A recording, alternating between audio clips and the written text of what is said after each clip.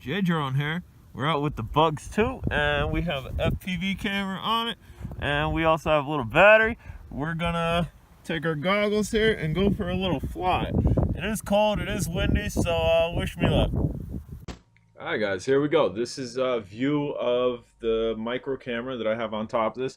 If you take a look down bottom, I fixed the date. It only took about a handful of flights before I got sick of looking at the wrong date and time on there. So that is the current date and the current time this was taken.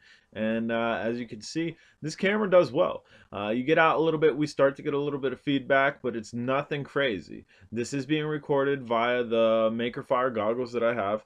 And I believe the little lines left to right is from the DVR, not so much transmission, because I wasn't really seeing that when I was flying. So that might be something to do with the DVR, I don't know. But as far as flyability, the camera that I have on this makes the flyability on this very good. Also, what could be interfering with the transmission is this is sitting on top of a GPS bird.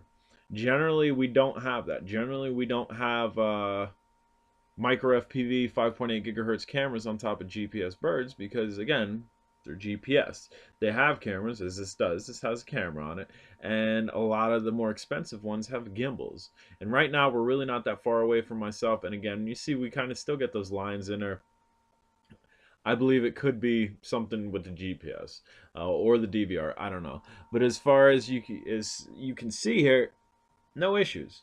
It's cold out. It's below freezing. And I'm able to fly this with zero issues. You get a different perspective with a camera on top of it as we kind of see the two arms and the motor spinning, which generally you don't because on the Bugs 2, the camera's down below and generally you don't see anything besides maybe a little bit of a prop in the upper left part of the frame.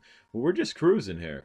And I will say something though. You guys need to make sure when you're going out, one, your FPV goggles are fully charged.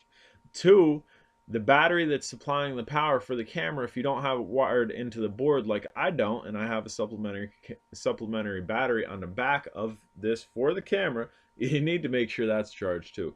Earlier I was flying the DR1 from Air Hogs outside on the same battery that I'm using on here, and towards the end of the flight you'll notice that we go black. we get a blackout, and I was fortunate I was close enough to myself that I was able to hear it and see it and further orientate towards myself and be able to bring it down. But this is a really nice flyer. If you're not familiar with the Bugs 2 and you're looking for a cheap, inexpensive, very, very user-friendly drone, the Bugs 2 is probably where it's going to be at. Hubsan makes one as well.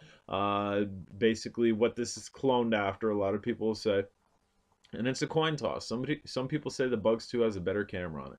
Other people say the Hubsan has a better camera on it. Some people say the Bugs 2 flies better. Other people say the Hubsan flies better. I don't have the Hubsan, so I can't weigh in on that. I can weigh in on the Bugs 2 though. I have two Bugs 2s. I smashed one into the Taj Mahal in Atlantic City, brought it back home, glued it together, stuck a GoPro underneath it, and fly it like that now. It's the black one. Then shortly thereafter, I ordered this red one because I had to have one stock. That way I was able to use it the way it was intended to be used, which this isn't really the way it was intended to be used, but have one bone stock, have one ready to go. If I want to just grab a controller, grab the drone, shoot it up in the sky, and catch some film. And as you see here, we're going a distance away from myself. I mean, we didn't go extreme far, but we probably hit close to a quarter-mile lateral in different directions here. I've had this camera out a half mile, and I believe it was using the Bugs 2 that I measured that with. I wasn't flying via FPV goggles. I was using the Alcema's monitor, but we have clocked this camera at a half a mile. So that's definitely a good thing too. And if you're interested about this camera, this is the AKK 5.8 gigahertz.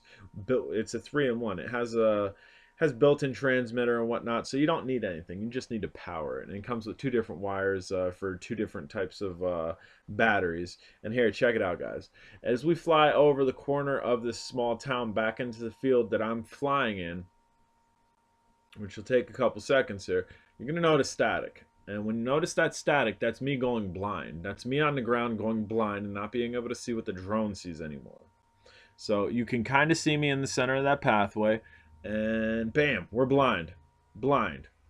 Now, this right here is from the Bugs 2. I was recording on board as well to SD card. So you can see a difference in quality. Obviously, you're not getting really good quality, But there's a camera on board that if you want quality while you fly FPV, you can do it hand in hand.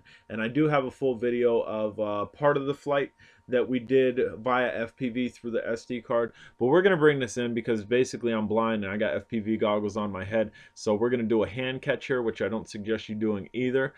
Simply grabbing it out of the sky and holding down on the triggers and then shutting down the motors. Guys, I'm J Drone. If you haven't subscribed, do me a favor, subscribe. And if you're on Facebook, check out Drone Days. Take care.